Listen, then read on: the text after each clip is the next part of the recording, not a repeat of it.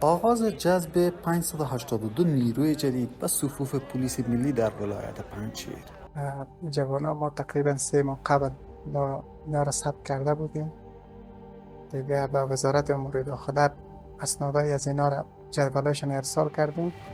500 بستی که منظوریش طی مراحل شده پس به ولایت رسیده، اونا دمی روزای نزدیک تقسیم بندی میشه و بستبندی شده، انشاءالله به وظیفه خود شروع میکنه. و خدمتی که امارت اسلامی افغانستان به خصوص به مردم ولایت پنجشیر کرده 582 بست به مردم پنجشیر. پیام ما به جوانای معزز پنجشیری است که به کشور خود بگردن، به وطن خود بگردن، زندگی عادی خود را در کشور خود پیش ببرند. آغاز جذب 582 نیروی جدید به صفوف پلیس ملی در ولایت پنجشیر. در پی تصویب رهبر امارت اسلامی افغانستان، روند جذب 582 نیروی جدید محلی به صفوف پلیس ملی پنجشیر آغاز شد.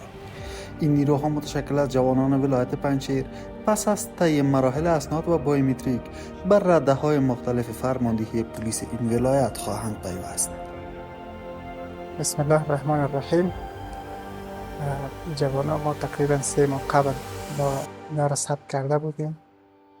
دیگه به وزارت امور داخله اسنادهای از اینا را جدولشون ارسال کردیم.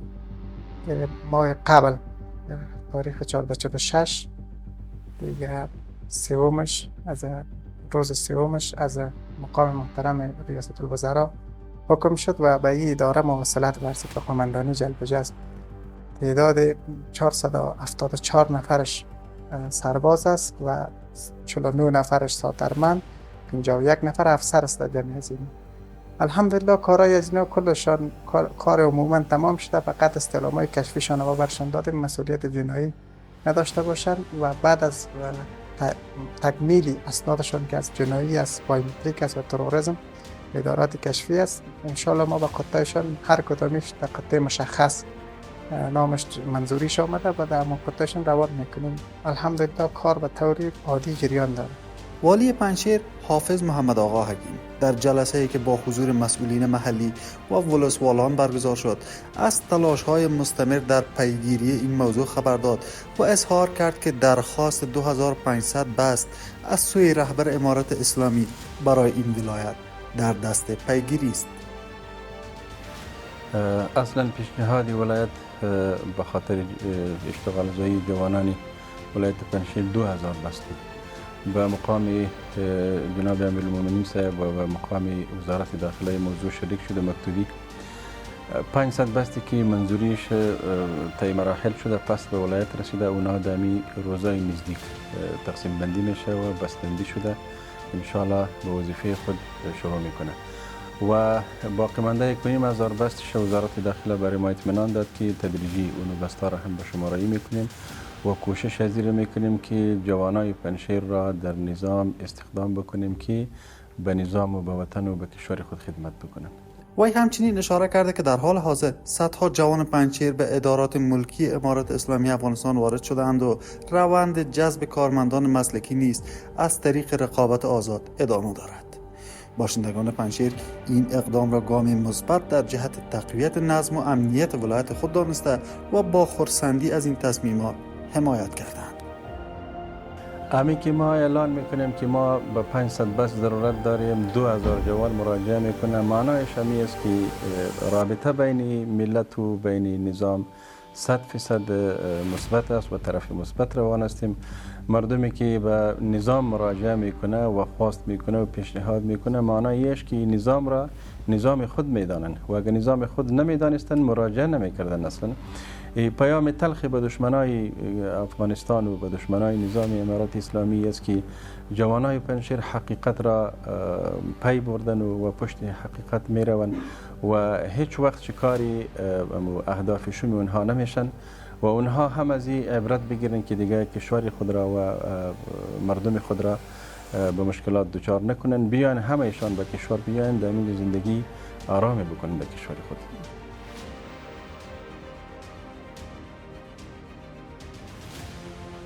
قبلا خو تشکیل قماندانی امنیت پنجشیر در 16 61 نفر بود و خدمتی که امارت اسلامی افغانستان به خصوص به مردم ولایت پنجشیر که در 582 بست به مردم پنجشیر عطا فرموده. در 582 بست 474 بست سربازی داریم و 51 بست افسری داریم و 49 بست ساتنمنی که به مردم پنجشیر عطا فرموده. دیگه قبلا مردم پنجشیر دیگه جذب گردیده بود فعلا طی مراحل شد و روان شد و وزارت داخله هم تو سلسله مراتب تمام شد و فعلا دوباره برگشت نموده است. اینما قدر نفر فعلا مردم پنجشیر فعلا سوق گردیده، فعلا در جریان کار هستیم دیگه یا منظوری هایش مواصلت ورزیده انشالله و رحمان در می هفته تمام مندش سر وظیفه می شود بخیر.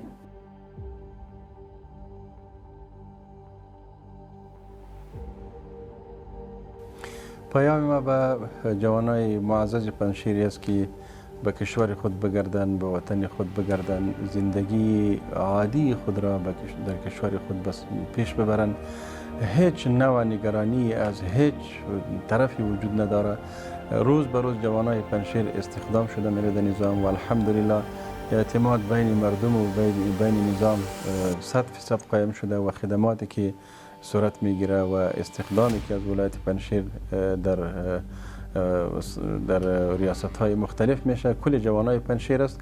به همه جوانای پنجشیر ما دعوت میتیم که به پنجشیر بیاید اینجا با ملت خود و به کشور خود و به قوم خود خدمت بکنه و از دسایس دشمنی که اونها به خاطر اغراض شخصی خود جوانای ما را استخدام میکنه، گروگان میکنه، از اونها خود رها بکنه و بیاید به کشور خود در نظام خود و در کشور خود خدمت بکنه.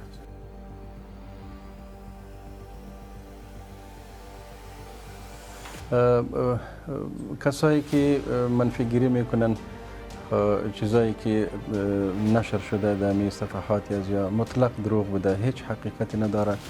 فعلا در هر اداره ما در هفته یک دفعه و دو دفعه امتحاناتی مسلکی میگیریم. الحمدلله کل جوانای پنجشیر استخدام میشه به سطح پلیس و به سطح اردو. 600 نفر ما در اردو جذب کردیم و 400 دیگر ما از وزارت دفاع حکم گرفتیم که 400 جوان دیگه پنجشیر هم در اردو جذب میشه و با کسایی که تبلیغات منفی میکنه اونها به خاطر همو پروژه‌ای که دارن و که اذهان مردم را مغشوش بسازه به خاطر از اونو تبلیغات منفی میکنه ولی عاری از حقیقت است، هیچ حقیقت نداره تبلیغات از اون.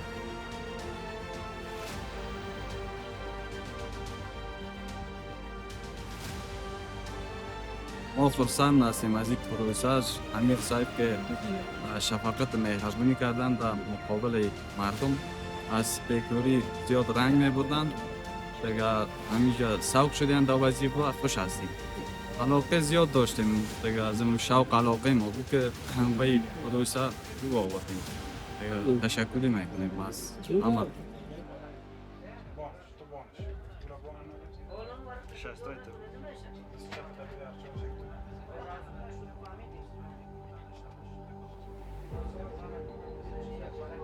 واقعا خوش هستیم از اینکه زمینه کار برای ما فراهم شده. دیگه تقریبا 3-4 سال شده بود که بیکار بودیم.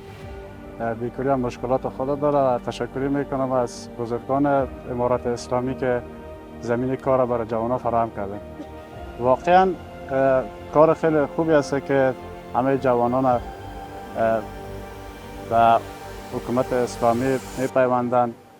دیگه خوشی میکنیم از اینکه همه مصرف کاروبار میشن. دیگه مشکلات مردم هم حل میشه.